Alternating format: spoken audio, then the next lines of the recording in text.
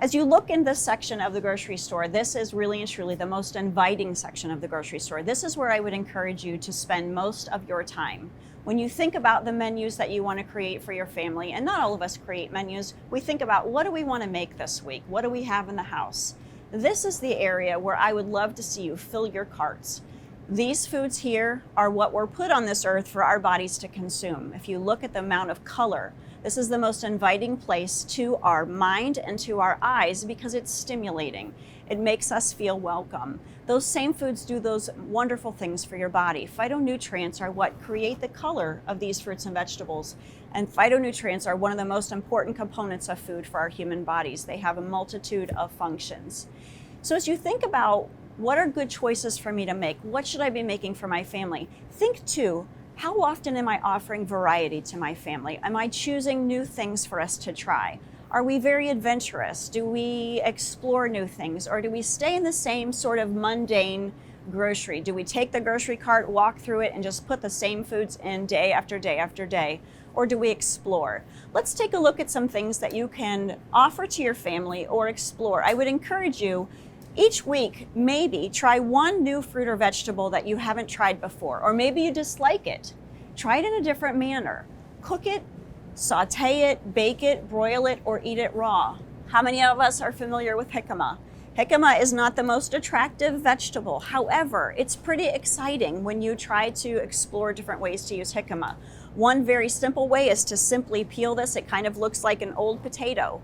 Peel the jicama, chop it up, and put it onto a veggie tray. It's a great conversation piece. It has a nice crunch, not a ton of flavor, so it works well with a nice dip that you've created, maybe potentially a hummus.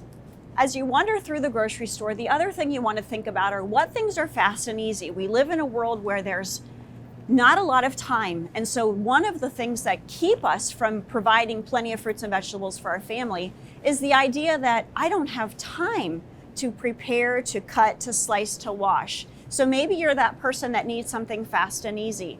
In that case, we've got little mini carrots. It could be snap peas. It could be that you're choosing something that's already pre-cut and pre-washed at the grocery store. I would encourage you to do at least 2 to 3 of those things in your grocery shopping each week so that you have grab-and-go foods that are easy to prepare. If you look here at mini peppers, this is a great option that you can wash and pop into a Ziploc bag and grab for a great and easy lunch or a snack in the afternoon. Colorful carrots are another great option to choose. Many times we're so used to grabbing baby carrots or regular carrots that are just plain. When you offer yourself a variety of color this way, this is one other great way to get in texture, flavor, and phytonutrients. Our phytonutrients are the colors of the fruits and vegetables that we are grabbing. Red tomatoes are made by lycopene. The color of the orange carrots are made by the carotene in the carrots. That is what's creating the color, and that's what our human bodies need. We require these phytonutrients, so it's imperative that we're looking around, choosing a wide range of color, and again, looking for new things that we haven't tried in the past.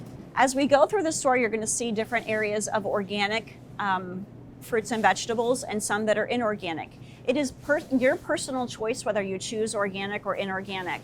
Those of us that will choose organic vegetables oftentimes do so to cut down on pesticides or chemicals in our food products. What I would encourage you to do is that if you are eating what we call a ready-to-eat food often, which means I'm simply going to wash it and eat it rather than peeling it, those would be the fruits or vegetables that you would want to focus on making sure those are organic, or at minimum, washing them with a particular wash. There are washes on the market you could use, or you can create your own by looking up different recipes. Acidity tends to be helpful in helping to reduce the pesticides on the fruits or vegetables. If it's a peeling type of vegetable or fruit or vegetable, something similar to a banana or an orange maybe, those we're taking the peel off, and so a lot of the pesticide residue is being released through that peel. It's not necessary always to make sure you're buying organic. It's a personal choice. What I want to point out to you here is this. First of all, fruits and vegetables, no matter what, are most important when we are consuming them whole, whether they're cooked or raw. When you're pressing them into a juice, what you need to remember is that each juice contains several servings of fruits and vegetables, and oftentimes more fruit than vegetable. So let's take a look here at one of our juices. And look at serving size. Our serving size here is 8 ounces. That's giving us 26 grams of total carbohydrates or sugars. Now, most of us get confused and think, well, if there's that much sugar in it, I shouldn't be eating it. Keep in mind, ingredients matter. In this particular bottle, I'm not going to find any sugar added.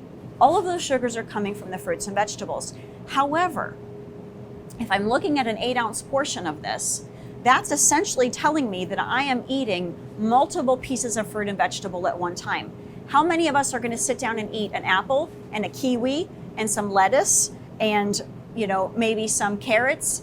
We're not going to usually eat multiple pieces at one time unless, of course, we have a salad.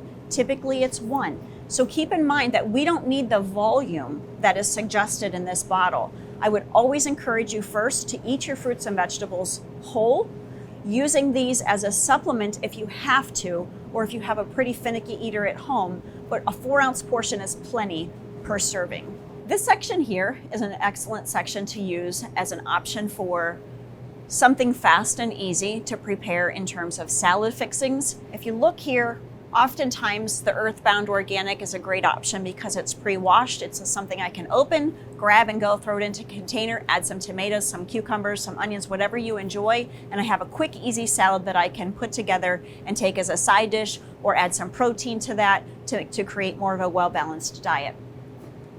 As you wander through further, you'll find these salad dressings down here at the end. What's important to note with salad dressings is it can get very confusing. What is a good option? I would always share with you that vinaigrette's going to be probably your best choice in terms of reduction in ingredients, reduction in sugars, and certainly less preservatives. Unfortunately, it's challenging to choose salad dressings because many of those components that I just spoke about are typically found in most of our salad dressings. I would encourage you to make them when you have that option, but your best option is truly to look for the minimal amount of ingredients and those ingredients that you would normally find from your kitchen or pantry at home. One of the things that we often wonder about when we're purchasing fruits and vegetables is how do I know if it's ripe and it's a good choice to make? Let's take avocados for instance. You want to first feel, is there just a little bit of give to the texture? And at the tip here, that tip, if it is brown underneath of the old stem, that's a good indication that this avocado is ripe and ready to purchase.